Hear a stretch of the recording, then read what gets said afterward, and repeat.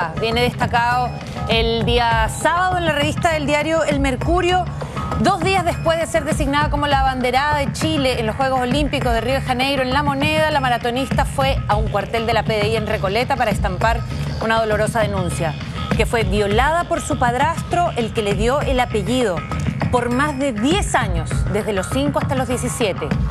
Días antes, le había entregado a Sábado con detalle el relato más brutal que recuerde el deporte chileno de élite. Viví chantajeada, dijo. Si no accedía a lo que me pedía, no tenía permiso para entrenar.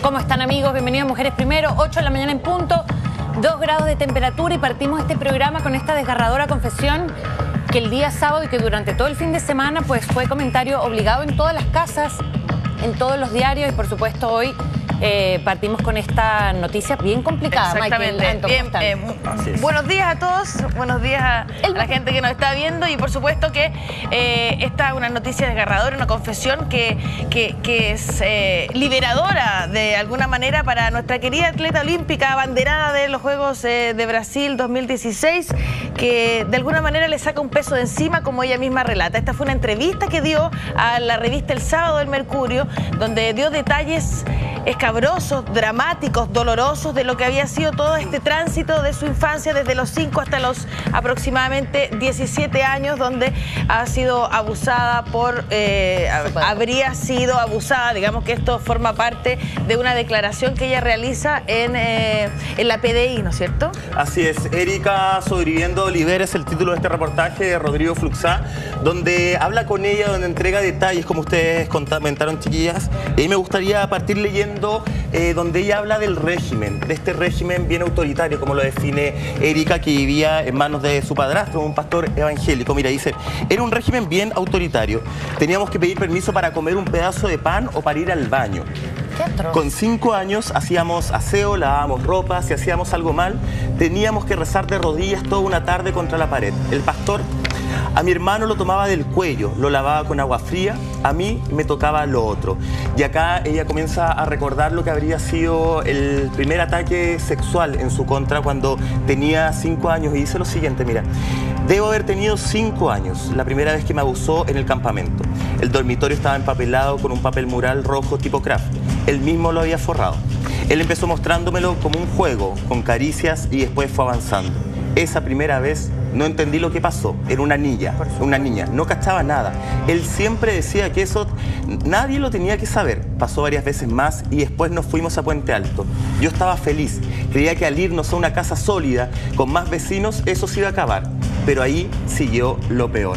Es un relato que estremece. Ya lo decían ustedes, este fin de semana se ha hablado de este caso. Ella comienza a hablar incluso antes en la revista, Yanin, de los días lunes. Sí, y lo que significó en su vida los días lunes. Tú tienes esa... Yo tengo este extracto porque es una entrevista extensa, intensa también, y bastante decidora, que habla también de una mujer que, procesando esto durante toda su vida, porque esto ha sido una carga, una mochila pesada, que recién hoy se atreve como a abrirla, por decirlo así, Tiene 40 años, y a destacar exactamente lo que le está pasando. Los lunes, la mamá de Erika Olivera, como esposa de pastor, participaba de las Dorcas, un grupo de mujeres evangélicas pastoras dedicadas a coordinar el servicio social.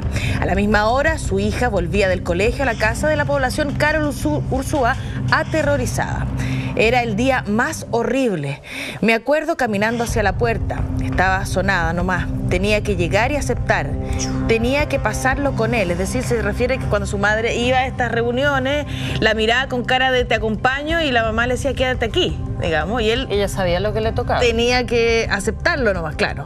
Apenas tenía la oportunidad, era llegar y llevar para él.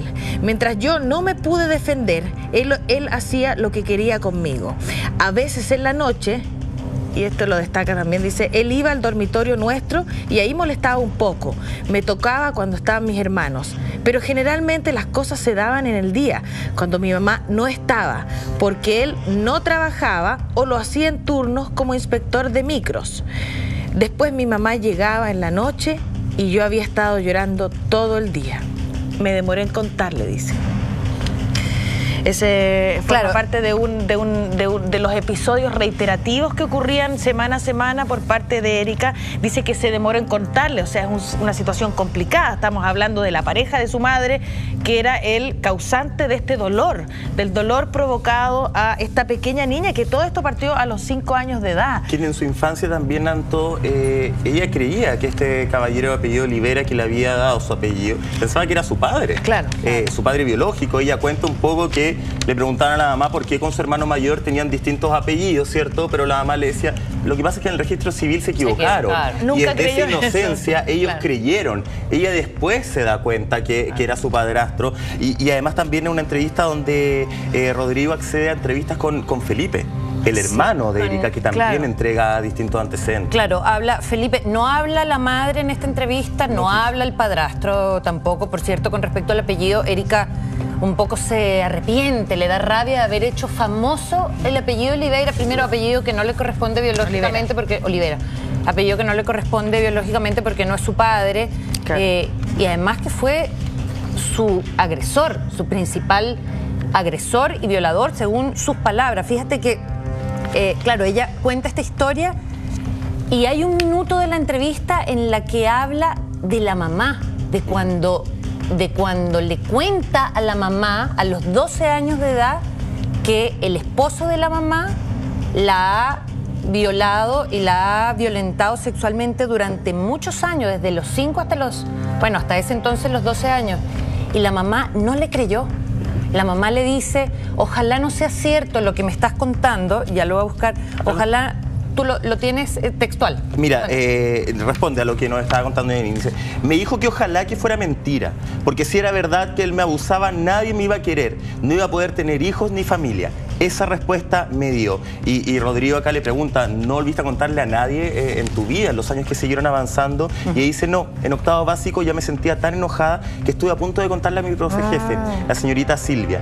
Pero empecé a pensar de nuevo, ¿y si no me cree? No me había creído mi mamá. Pensé que menos me iba a creer una profesora. Debí haberle dicho. Es parte de la reacción de que muchos en las redes sociales, Anto, se cuestionaban y criticaban de sobremanera a la mamá de cómo no le crees a tu niña de 12 años.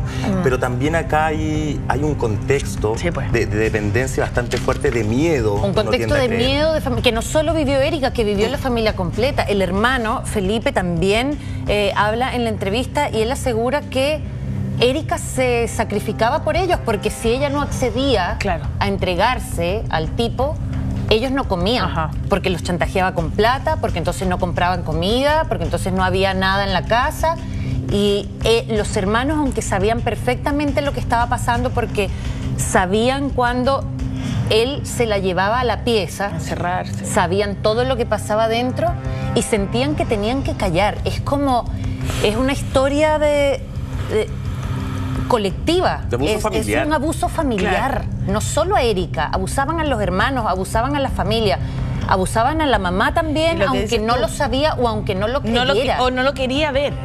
O sea, lo que dices tú es muy cierto. No se puede juzgar ni siquiera que Erika recién hoy, después de un proceso largo, porque yo también escuché en redes sociales y leí que decía, pero ahora viene a decirlo, pero ahora es el momento y tal cual. Y por eso es que no deben prescribir estos casos de abuso sexual y de abuso a menores, porque el menor recién lo digiere en la etapa adulta. Y si está prescrito, ya no tiene sentido, digamos, la denuncia. Claro que existe una funa social, una carga social y también una condena social, pero no es suficiente, creo yo. Y lo que dices tú con respecto al contexto de la madre, claramente también muchas veces la sumisión que hablaba la misma Erika Olivera de su madre, era sumisa a su pareja. Él era un pastor evangélico, quizás tenía capacidades increíbles para poder hablar, de oratoria, de convencimiento, de autoridad moral. Y tanto así que después de que ella le confiesa a su madre lo que le estaba pasando, con dolor, con pena, porque convengamos que Erika Olivera, como lo dice su primera pareja, tiene una mirada melancólica, triste, como que lo ha pasado mal en su vida.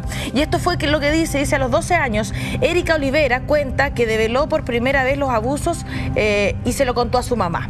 Al otro día, dice, el señor Ricardo, me dice, ¿le contaste a tu mamá? Tienes que decirle que es mentira. Tienes que decirle que es mentira lo que dijiste. Si no lo haces, no vas a ver más a tus hermanos ni a tu mamá, te vas a ir a un internado. Y ella dice, yo me asusté, creía que si lo seguía acusando me iba a pasar todo eso, y le dije a mi mamá que había mentido. O sea, claramente el poder que tiene, obviamente, la autoridad en tu casa, el adulto, el hombre, sobre todo en una sociedad machista, el proveedor, era tan importante lo que él decía, que si tú lo desautorizabas, podía causar todo esto que le estaba diciendo, llevarle a un internado, no ver más a su mamá. O sea, era realmente una condena lo que estaba viviendo Erika al interior de su familia, porque convengamos que los abusos y también las violaciones ocurren en el interior de una familia. Los tíos, los parientes cercanos, padres, padrastros, también son los protagonistas, digamos, de estas situaciones terribles. Según las estadísticas, son los principales abusadores. O sea, la inmensa mayoría de las violaciones ocurren en los entornos cercanos, que es lo que uno dice, bueno, estamos absolutamente locos. ¿Cómo tu familiar más cercano, que se supone que tiene que ser tu protector, tu padre, tu tío, tu hermano, va a ser tu principal violador, violentador? El generador el enemigo dentro de la casa. Generador de los peores momentos, de sus peores días, los dice la misma Erika Olivera en esta entrevista a Revista El Sábado. Mira, quiero tomar en cuenta el contexto de la familia, lo que nos hablaba Janine, de cómo los hermanos crecieron viviendo esto, y es el mismo Felipe quien lo cuenta en la entrevista y dice, fue difícil crecer así, viendo eso, porque todos nos dábamos cuenta. Él es mi papá, pero lo que hizo es lo que hizo. Él se encerraba con la Erika y sabíamos lo que pasaba ahí. Lo vimos, éramos chicos, pero debimos hacer algo. Mi mamá fue siempre muy sumisa a él. Son parte de las declaraciones que cuenta Felipe, ¿cierto? En este contexto donde además Erika a los 12 años le cuenta a la mamá lo que nos adelantaba Anto, y después se tiene que desdecir y la mamá termina por no creerle. Habla también, después empieza el momento cuando empieza a hablar de la actividad física. Claro. Y cómo la actividad física ella la salva justamente, cómo encuentra apoyo en Ricardo Paso, su primer entrenador. Claro. Y acá es Ricardo quien dice, estaba a medio camino entre niña y mujer, refiriéndose a cuando conoce a Erika. Me acerqué a hablarle y de inmediato capté que algo no estaba bien. En apariencia era tímida, pero no era eso. Era que tenía mucha desconfianza hacia los hombres, hacia todo. No hablaba absolutamente nada. Y Erika recuerda, más grande, cuando ya no podía forzarme físicamente, porque acá son dos etapas del abuso. Primero la forzaba cuando era muy chica, de los 5 hasta los 12 años aproximadamente, y después llega una segunda etapa donde Erika ya no la podían forzar, y ahí empieza este chantajeo emocional que nos contaba Anto. Decía, más grande, cuando ya no podía forzarme físicamente tan fácil, comenzó a funcionar como un chantaje. Viví chantajeada mucho tiempo. Esto fue por 11 años. No había una semana que no pasara nada. Para ir a una carrera o salir a un entrenamiento tenía que aceptar lo que él me decía. ¿Quieres esto? ¿Sabes lo que tienes que hacer? Él hacía una señal con el dedo indicándome lo que iba a pasar, lo que íbamos a tener que hacer. Si alguna vez ponía resistencia, no había plata para nada en la casa, no le pasaba plata a mi mamá, vivía obligada. Pasaron los años, cuenta cada Revista Sábado, y recuerda el día que encaró a su padrastro. Y Erika dice, fue muy duro, pero nunca me quebré. Le tuve que preguntar 4 veces que reconociera frente a sus hijos que me había violado. Esto en el contexto de una especie de reunión familiar que se genera en febrero, de hecho. Él tenía 18, ¿no? Ya era... Es que la última vez cuando ella lo encara frente a todos los hijos, esa fue la última vez que además ella se reúne con la mamá. Cuando en el fondo le dice a la mamá, vente conmigo, yo te salvo, pero si estás con él no puedes estar. Y se va de la casa. Y se va de la casa. Pero esta es la reunión, la de ahora, cuando ya Erika está grande. Dice, fue muy duro, pero nunca me quebré. Le tuve que preguntar 4 veces que reconociera frente a sus hijos que me había violado. A la última dijo sí. A esa altura era lo que necesitaba. Me fui afuera, mi hermano me preguntó, flaca, ¿te hace bien esto? Yo le dije que sí. No he vuelto a ver a mi mamá desde entonces. Fíjate que también hay otro fragmento en el que ella dice que meses antes de cumplir la mayoría de edad, finalmente se negó a un avance de su padrastro. O sea, un nuevo intento, y ella se niega y dice, me levantó la mano, yo se la sostuve y él me forzó más. Me puse chora, pues. Me defendí y le dije que no me volviera a hacer eso nunca más. Y de la calle, parece, bueno, se fue corriendo y le gritó, ¡viejo de mierda! Mi mamá vio todo esto, asegura. Pero claro, la mamá hoy sigue con él. Sigue con él después de esta reunión. Claro, sigue con él, y además ella declara que él está muy enfermo. Está en un estado de salud bien delicado, viven los dos y todo. Incluso ella le ha dicho en reiteradas ocasiones que esperaría que le pasara lo peor, en el fondo, de alguna manera, como para terminar con su pena, con su dolor. Bueno, también ella tuvo después de una situación así tan complicada, obviamente lo que decía el señor Opaso, que fue su pareja. Claro, y primer entrenador. Primer entrenador y pareja, coach, confidente, un cuanto hay de cosas. Dice, hoy era confuso porque le conté llorando, un día se me salió como de momento, dice Erika. De hecho, lo hablamos esa pura vez, cuando le confiesa a Opaso y le cuenta su realidad. Él me dijo que tratara de olvidarlo, que siguiéramos adelante, porque veía en ella un gran potencial y tenía que dejar un poco atrás todo el dolor que le provocaba este hecho impresionantemente doloroso que rayaba en su historia. Quizás no dimensionó lo importante de lo que se trataba. Quizás pensó que me refería a que fue una sola vez, no 10 años sistemáticos. Él pensó que era algo superado. Pero ¿cómo se supera algo así?, dice Erika. Hoy Opaso reconoce que se equivocó. Lo tomé con liviandad. En mi pensamiento era mejor dejar eso atrás y no esperar justicia de las leyes, y si el papá tenía que pagar, pagaría igual más adelante. Sabía que muchas niñas abusadas experimentaban sentimientos de culpa cuando grandes, porque en algún punto les podía haber gustado en alguna ocasión, y decidí concentrarme en eso. Que Erika no sintiera culpa, dice Opaso, como les cuento, es su primer coach, entrenador, su pareja, que también hubo una situación complicada y confusa entre los dos. Él un hombre mayor, Erika una mujer de 19 años. Y eso también a ella lo complicaba. Claro, que vio proyectado en él un padre, digamos, un protector, claro, a diferencia de lo que pasaba con su padre adoptivo. Dice, ella le echó tierra al asunto, creí que éramos felices. Eso pensaba, después me di cuenta que no era así. Juntos tuvieron 3 hijas. Erika Olivera trataba de visitar el mínimo en mínimo su antigua casa. A mí siempre me provocó ese rechazo ir allá, entrar, ver como si nada hubiese pasado. Cuando decidí alejarme me dije, esto no me va a afectar, y se une un poco con lo que dice también lo que destaca lo que decía Mike y lo que destaca el diario La Cuarta del día sábado. Si no es por el deporte, lo habría matado, dice.